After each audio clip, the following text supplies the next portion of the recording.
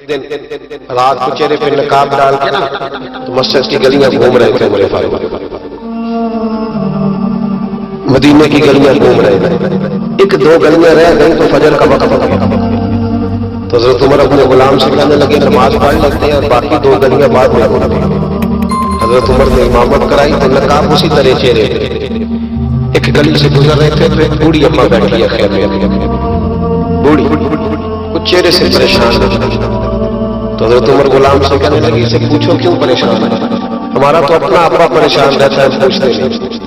ہم نے ہماری اپنی اماں روتی رہتی ہے کہ چلو دو گھڑیاں رات کو آ کے بیٹھے گا میرے پاس، لیکن وہ آتا ہے 2 درجن کنو لے کے اور سیدھا اپنے کمرے میں جاتا ہے اور بیگم صاحبہ سے کہتا ہے کہ 6 اماں کو دے آؤں دوسرے کون سا کھانے ہیں، تو وہ پلیٹ میں لے کے آتی ہے، پھر ماں کا دل اٹھتا ہے کہ یہ کمائی تو میری تھی، یہ تو بوٹا میں نے پالا تھا، لیکن یہ کس پہ پاری کیا چڑھ گیا، ہم تو اپنے ماں باپ کو ٹائم نہیں دیتے، لیکن جب لوگ اللہ سے ڈرتے تھے رویہ کیا تھا۔ حضرت عمر فاروق رضی اللہ تعالیٰ عنہ خادم سے کہنے لگے بوڑھی سے پوچھو، تو پوچھا اما السلام علیکم، وعلیکم السلام، اما کیا بات ہے، تو اما کہنے لگی جاؤ دوڑو تمہیں کیوں بتاؤں، تیار کی سیدھی سادھی بی بی جاؤ بھاگ جاؤ، کہا نہیں اما مہربانی کرو اندر تو آنے، بڑی بڑی نل کے بعد اما مانی۔ عمر فاروق عام آدمی نہیں جس سے دنیا کامتی ہے، حضرت عمر اندر گئے، اما کیوں پریشان ہو، تو اما کہنے لگے تمہیں کیوں بتاؤں، میرا اپنا دکھ ہے، چل اما بتا دے تیری مہربانی، تو اما کہنے لگی میں ایک بیوہ بے اولاد، کوئی میرا سہارا نہیں، مجھے عمر فاروق سے بڑی شکایت، میرے اوپر 25 دینار کا قرضہ چڑھ گیا ہے اور 3 دن ہو گئے میں نے روٹی نہیں کھائی، اور عمر نے میری خبر نہیں لی۔ حضرت عمر کو پتہ چل گیا نوارا سے اس کا کوئی 2-4-10 ہزار ووٹ کوئی نہیں، ایک نیکے سے 6 مربع نہیں لے گیا، ایک اکیلی تنے تنہا،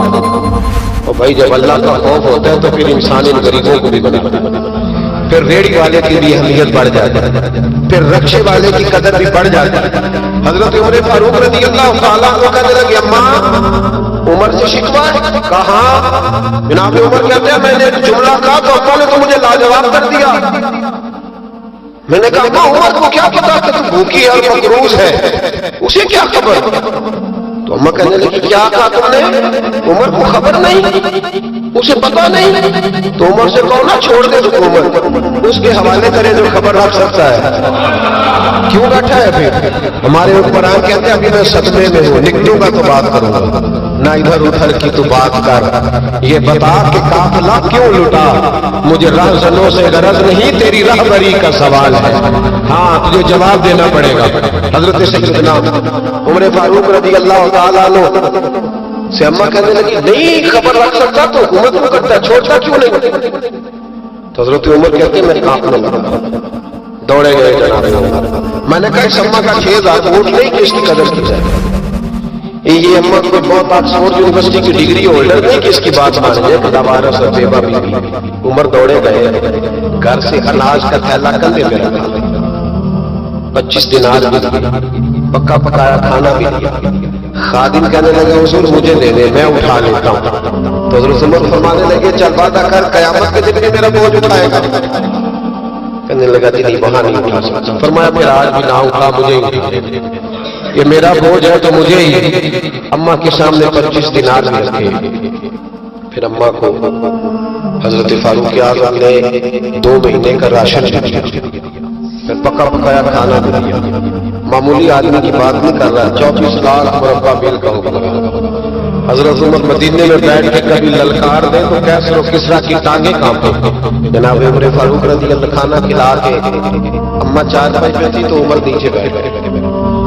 کہنے لگے اماں چل عمر کو معاف کر، چل جانے دے کوئی حرج نہیں، بیچارے کو پتہ نہیں چلا،